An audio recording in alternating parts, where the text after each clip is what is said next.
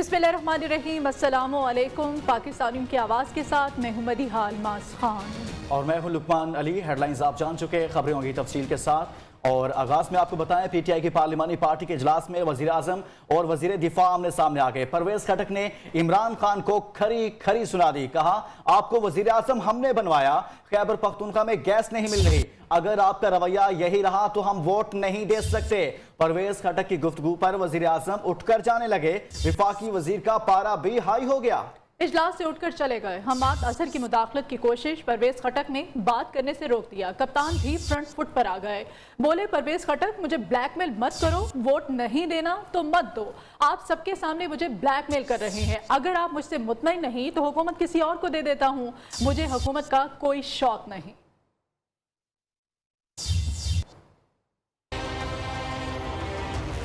पार्लिमानी party का इजलास, परवेज खटक और इमरान खान आमने सामने। खैबर पख्तूनख्वा में गैस बहरान पर वजीर आजम को सख्त सवालात का सामना। वजीर दिफा बोले, खान साहब, हमने आपको वजीर आजम बनवाया, लेकिन खैबर पख्तूनख्वा में ही गैस पर पाबंदी है। अगर आपका यही रवैया रहा तो हम वोट नहीं देंगे। अपनी ही टीम के खिलाड़ी ने बाउंसर कराया तो कप्तान भी फ्रंट फुट पर आ गए। इमरान खान ने इजलास से उठकर जाने की धमकी देते हुए कहा, परवेज खटक, मुझे ब्लैकमेल मत करो, वोट नहीं देना तो मत दो। मुझे कोई ब्लैकमेल नहीं कर सकता। अगर आप मुझसे मुतमईन नहीं तो किसी और को हुकूमत दे देता हूँ। मुझे हुकूमत का कोई शौक नहीं। वजीर आजम तो इजलास में मौजूद रहे। परवेज खटक उठकर बाहर चले गए। मीडिया से गैर रस्मी गुफ्तगू में कहा, इजलास में अपने हक की बात की, किसी से तल्ख कलामी नहीं हुई। मैं अगर बाहर गया, मैं स्मोकिंग करता हूँ तो मैं हर मीटिंग में बाहर जाता हूं। परवेज खटक ने वाज़ेह किया, किसी से नाराज नहीं है। परवेज खटक का बयान प्याली में तूफान साबित हुआ। पार्लिमानी पार्टी इजलास के बाद वजीर आजम ने परवेज खटक से अपने चैम्बर में मुलाकात की, जिसके बाद मीडिया से गुफ्तगू में वजीर दिफा दिफाई पोजीशन में आ गए हैं। कहा, इमरान खान उनके लीडर हैं, वो वजीर आजम के खिलाफ जाने का सोच भी नहीं सकते। इजलास में गैस बहरान पर बातचीत हुई, लेकिन किसी से कोई तल्ख कलामी नहीं हुई।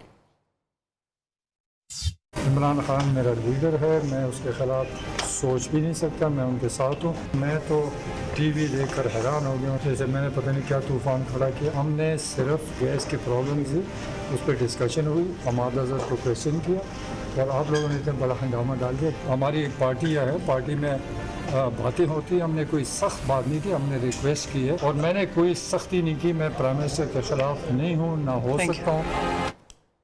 काफ लीग के रुकन कौमी असम्बली चौधरी सालिक हुसैन वजीर आजम चैम्बर से नाराज होकर चले गए। इमरान खान ने चौधरी सालिक हुसैन को मुलाकात के लिए बुलाया था। चौधरी सालिक काफी देर तक वजीर आजम चैम्बर के बाहर इंतजार करते रहे और ज्यादा इंतजार कराने पर नाराज होकर चले गए। वजीर आजम का स्टाफ चौधरी सालिक हुसैन को रोकता रहा और वजाहत दी कि तारिक बशीर चीमा से मुलाकात की वजह से आपकी मुलाकात लेट हो गई, लेकिन चौधरी सालिक हुसैन ने स्टाफ की बात ना मानी और वापसी का रास्ता अपनाया। जबकि दूसरी जानिब वजीर आजम की जेर सदारत इजलास में नूर आलम खान ने भी इमरान खान से सख्त सवालात किए। कहा, क्या स्टेट बैंक की खुदमुख्तारी से सलामती के इदारे तो मुतासिर नहीं होंगे? क्या हम सलामती इदारों के अकाउंट की तफसीलात भी IMF को देंगे? क्या मिनी बजट से हमें गैस और पानी, बिजली मिलेगा? इमरान खान साहब की अपनी जमात वजीर आजम होते हुए उनके साथ जो सलूक कर रही है, झूठे, साजिशी और जालिम शख्स का यही अंजाम होता है। मुस्लिम लीग नून की रहनुमा मरियम नवाज की वजीर आजम पर तनकीद। ट्विटर पैगाम में कहा, चंद दिन की वजारत उज़्मा की खातिर जुराइम से अपने हाथ रंगरेला और निशाने इबरत बन जाना घाटे का सौदा है। ये अभी सिर्फ शुरुआत है।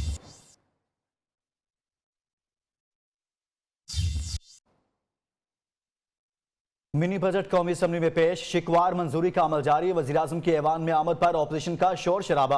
ऑपोजिशन अरकान की तजवीज़ करदा तमाम तरामीम मुस्तरद। तरामीम के हक में 146, मुखालिफत में 163 वोट पड़े। ऑपोजिशन के मुतालबे पर दोबारा गिनती की गई। वज़ीर आज़म और ऑपोजिशन लीडर को दूसरी बार ऐवान में आना पड़ा।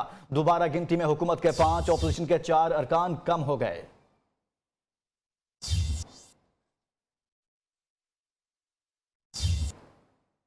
और वज़ीर ख़जाना शौकत तरीन ने ईवान में खिताब के दौरान कहा, साबिक अदबार की हुकूमतों ने मुआशी ढांचे को दुरुस्त नहीं किया। 13 बार IMF जाने वाले हमें कहते हैं कि IMF क्यों गए। हम IMF के पास शौक से नहीं गए। IMF की तरफ से 700 अरब के टैक्स हम नहीं मान रहे। मुआशी ज़बू हाली की वजह से जाना पड़ा। जब हुकूमत मिली तो 32 अरब का कर्ज वाजिबुल अदा था। कोरोना के दौरान जिस तरह अपनी मैशत को चलाया वो काबिल तहसीन है। आज मुल्की एक्सपोर्ट 35% से ज़ायद पर ग्रोथ कर रही है। ये डॉक्यूमेंटेशन है। आज हमारे पास 18 से 20 ट्रिलियन रुपीस की रिटेल सेल्स हैं। स्पीकर साहब, आपको मालूम है कि कितनी डॉक्यूमेंटेड है? 3.5। ये हर दफा जब ये बात होती है डॉक्यूमेंटेशन की तो वावेला शोर मच जाता है, बिकॉज सारों ने ये जो है आपस में बंदर बांट की हुई है और डॉक्यूमेंटेशन से सारे भागते हैं। ये क्या वावेला मचा हुआ है कि जनाब तूफान आ गया है और ये मतलब पत्नी गरीब पत्नी किधर हो गया, क्या हो जाएगा। जो गरीब की बात कर रहे हैं, जिसमें ये डबल रोटी की बात कर रहे हैं, दूध की बात कर रहे हैं, वहां से रिमूव कर दिए हैं टैक्स।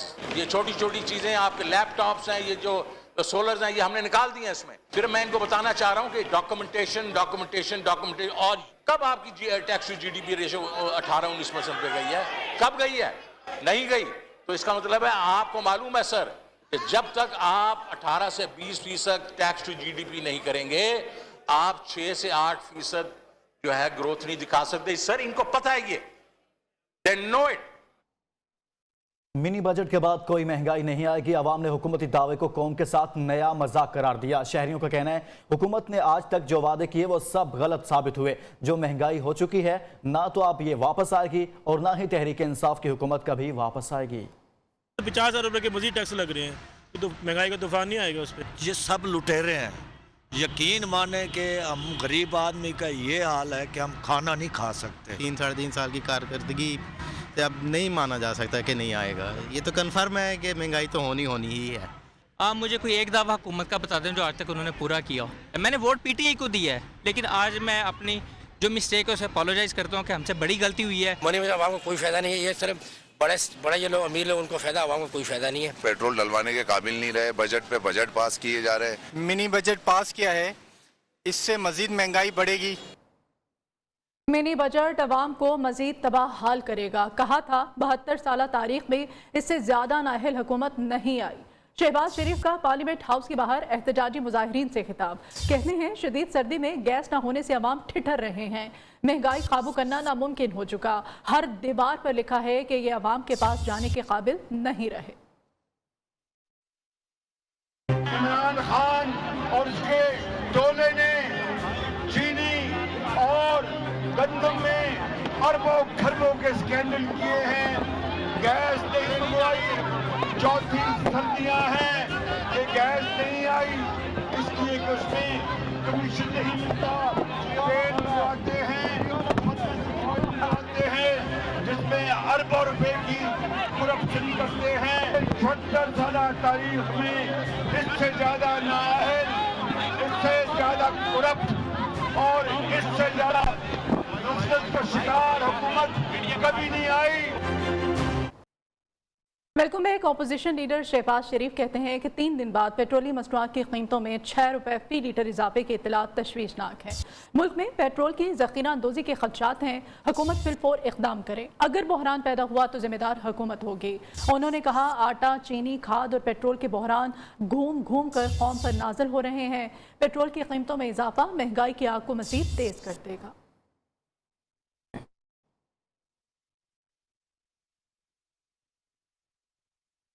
चीफ जस्टिस गुलजार अहमद ने कहा है कि अवाम मुश्किल हालात और मसाइल का सामना कर रहे हैं। हुकूमत जिम्मेदारियां पूरी नहीं कर रही, जिससे अदालतों पर बोझ पड़ रहा है। साबिक चीफ जस्टिस शबर ज़ैदी की किताब की तकरीब रुनमाई से खिताब में जस्टिस गुलजार अहमद ने कहा कि उन पर जिम्मेदारी आयद होती है कि आइन पर अमल दरामद कराएं। गवर्नेंस बहुत पेचीदा, महंगी और मुश्किल हो चुकी है। लोगों को बुनियादी हुकूक नहीं मिल रहे। छोटी और आम चीज़ें जो हुकूमत को करनी चाहिए वो नहीं कर रही। इस्लामाबाद हाई कोर्ट में सानह मरी की तहकीकात के लिए दायर दरख्वास्त पर समाअत हुई। चीफ जस्टिस अतन मिनुल्लाह ने रिमार्क किए कि अगर NDMA ने डिजास्टर मैनेजमेंट कानून नाफिज किया होता तो मरी में एक भी मौत वाक़ ना होती। इस कानून में जितने लोग हैं और पूरी रियासत मरी में मरने वालों की जिम्मेदार है। अदालत ने हुक्म दिया कि वज़ीर आज़म नेशनल डिजास्टर मैनेजमेंट कमीशन का इजलास आइंदा हफ्ते बुलाकर जिम्मेदारों के खिलाफ कार्रवाई करें। 21 जनवरी तक रिपोर्ट जमा कराई जाए। ज़ीशान सैयद की रिपोर्ट।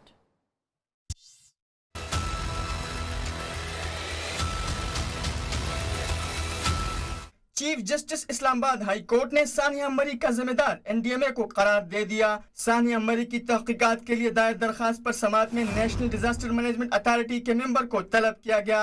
चीफ जस्टिस ने एनडीएमए के मेंबर से इस्तिफसार किया। पार्लियामेंट ने डिजास्टर मैनेजमेंट कानून बनाया, क्या आज तक कभी मीटिंग हुई? मेंबर एनडीएमए ने जवाब दिया, अब तक 2 मीटिंग्स हुई, आखिरी मीटिंग 2018 में हुई। चीफ जस्टिस अतहर मिनुल्लाह ने एनडीएमए मेंबर्स पर इजहारी बरहमी करते हुए कहा, अगर एनडीएमए ने कानून नाफिज किया होता तो मरी में एक भी मौत ना होती। सानिया मरी पर इंक्वायरी की जरूरत ही नहीं, ये इदारा बनाया ही इसलिए था कि कानून नाफिज करेंगे। इस कानून में जितने लोग हैं और पूरी रियासत मरी में मरने वालों की जिम्मेदार है। अदालत ने मेंबर एनडीएमए को हुक्म दिया, वज़ीर-ए-आज़म आज ही कमीशन की मीटिंग बुलाए, जिम्मेदारों के खिलाफ कार्रवाई करके रिपोर्ट अदालत में जमा कराई जाए। केस की मज़ीद समाअत 21 जनवरी तक मुलतवी कर दी गई। वज़ीर आला पंजाब उस्मान बुज़दार का कहना है, तहरीक इंसाफ की हुकूमत को अपोजिशन भी वो मिली जिसे कौमी मफादात का शऊर है, ना ही इदराक। अपोजिशन जमातों ने पहले इदारों को मुतनाज़ा बनाने की मज़मूम कोशिश की, फिर कोरोना, डेंगू और मरी वाक़े पर सियासत चमकाने की कोशिश की।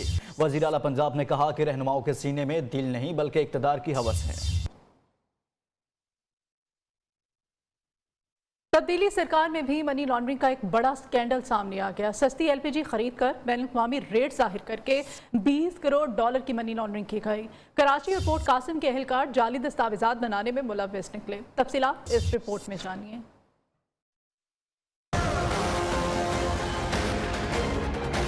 मनी लॉन्ड्रिंग का वावेला मचाने वाली इंसाफ सरकार के दौर में भी मनी लॉन्ड्रिंग का बड़ा स्कैंडल मंजरेआम पर आ गया। ईरानी एलपीजी को खलीजी ममालिक का कहकर जाली दस्तावेजात पर मंगवाया जाता रहा। 2021 में 1 लाख मेट्रिक टन से ज्यादा एलपीजी ईरान से लाई गई। 5 जहाज ईरानी एलपीजी दरामद करके केपीडी क्यूपीटी कस्टम हकाम की मिली भगत से 20 करोड़ डॉलर की मनी लॉन्ड्रिंग की गई और रकम दुबई के मुख्तलिफ अकाउंट्स में जमा कराई गई। जाली दस्तावेजात पोर्ट कासिम के एहलकारों ने बनाए। नियो न्यूज तमाम तफसीलात सामने ले आया। एलपीजी डिस्ट्रीब्यूटर एसोसिएशन पाकिस्तान के चेयरमैन इरफान खोखर के मुताबिक हुकूमती नोटिस के बावजूद आज भी एलपीजी शिप पोर्ट कासिम पर खड़ा है। गवर्नमेंट का नोटिस लेने के बावजूद सरकारी एहलकार इस कदर मुलव्वस है कि आज भी वो शिप जो बैन शिप है, वाइट पर इसमें लिखा हुआ है, जो आपकी न्यूज में चल रहा है स्क्रीन पे, वो आज भी शिप पोर्ट कासिम पे खड़ा हुआ है। मामले पर ईरान ने FIA, FBR समेत मुतलका इदारों को तफसीलात शेयर कर दी।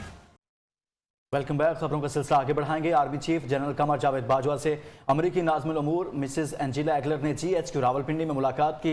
ISPR के मुताबिक मुलाकात में बाहमी दिलचस्पी, इलाके सिक्योरिटी की सूरत हाल समेत अफगानिस्तान की ताज़ा तरीन सूरत हाल और मुख्तलिफ शोबों में बाहमी ताउन के उमूर पर बातचीत की गई। आर्मी चीफ ने वज़ीर दिफा पर जोर दिया कि अफगानिस्तान में इंसानी बहरान से बचने के लिए मुनज़्ज़म आलमी कोशिशों की ज़रूरत है। अमरीकी नाज़िमुल उमूर ने इलाकाई अमन व इस्तेहकाम के लिए पाकिस्तान के किरदार को सराहा।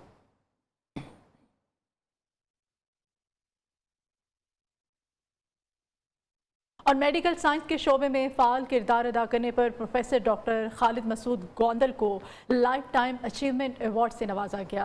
अवार्ड गवर्नर खैबर पख्तूनख्वा शाह फरमान ने खैबर मेडिकल यूनिवर्सिटी के यौम तासीस और 5वें कॉन्वोकेशन के मौके पर दिया। डॉक्टर खालिद मसूद गोंदल ने मुल्क भर में तालीमी सरगर्मियों, तहक़ीक़ और दीगर मुतल्लिका शोबों में दहाइयों से खिदमत सर अंजाम दी, जिस पर खैबर मेडिकल यूनिवर्सिटी ने उनकी खिदमत का एतराफ़ करते हुए उन्हें लाइफ टाइम अचीवमेंट अवार्ड दिया।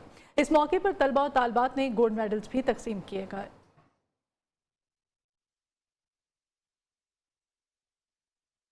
टोंसा में नौकरियों के नाम पर करोड़ों रुपए हथियाने के स्कैंडल की तहकीकात में पेशरफ्त। पुलिस ने मुतासरीन की दरख्वास्तों पर 4 मुकदमा दर्ज करके 3 अफराद को हिरासत में ले लिया।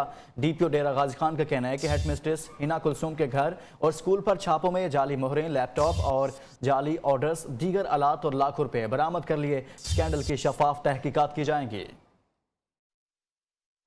और 34 लाख रुपए की रकम हमसे ली गई है। टोंसा में नौकरियों के नाम पर करोड़ों रुपए हथियाने के स्कैंडल की तहकीकात में पेशरफ्त। पुलिस ने 4 मुकदमात दर्ज करके 3 मुलजिमान गिरफ्तार कर लिए। मुलजिमान में हेड मिस्ट्रेस कुलसूम हिना, आबिद हुसैन और तमकीन शाह शामिल हैं। DPO डेरा गाजी खान मोहम्मद अली वसीम ने तोनसा में प्रेस कॉन्फ्रेंस में कहा कि 100 से जायद मुतासरीन ने दरखास्तें दी हैं। 30 से जायद अफराद के बयानात रिकॉर्ड किए गए। हेड मिस्ट्रेस हिना कुलसुम के घर और स्कूल पर छापों से जाली मोहरें, लैपटॉप और जाली ऑर्डर्स, दीगर आलात और लाखों रुपए बरामद किए गए। खुल के इन्होंने नाम इस्तेमाल किया, चीफ मिनिस्टर और उनके करीबी साथियों का नाम इस्तेमाल करके इन्होंने लोगों को उनके कीमती ज़र से महरूम किया, लोगों को फेक ऑर्डर्स दिए, जैली चेक दिए, बैंक के जैली जो है वो डॉक्यूमेंट्स दिए, वो सारी चीज़ें हमने रिकवर की हैं। और सो फार जो है वो इस हवाले से हमने कहा जो इनसे चीज़ें रिकवर की हैं वो उसमें फेक ऑर्डर्स आ जाते हैं, उसमें जो है कुछ हमने रकम भी उसमें हमने रिकवर की है जो इंशाल्लाह ताला हम जो हकदार हैं उनके हवाले करेंगे। मुल्जिमा कुलसूम हिना के एतराफी बयान की फुटेज न्यूज़ ने हासिल कर ली, जिसके मुताबिक बाअसर अफराद ने उनके जरिए सैकड़ों अफराद को नौकरी देने का झांसा देकर 13 करोड़ 34 लाख रुपए की रकम ली। वो अपनी जमा पूंजी और जेवरात फरोख्त करके बास मुतासरीन को रकम वापस कर चुकी हैं, लेकिन इतनी बड़ी रकम उनके पास नहीं। अब उनकी जान को शदीद खतरात लाहक है। वज़ीर आला पंजाब ने गिरोह और मुलव्वस अफराद के खिलाफ बिला इम्तियाज कार्रवाई करने के लिए पुलिस को मुकम्मल इख्तियार दिया है।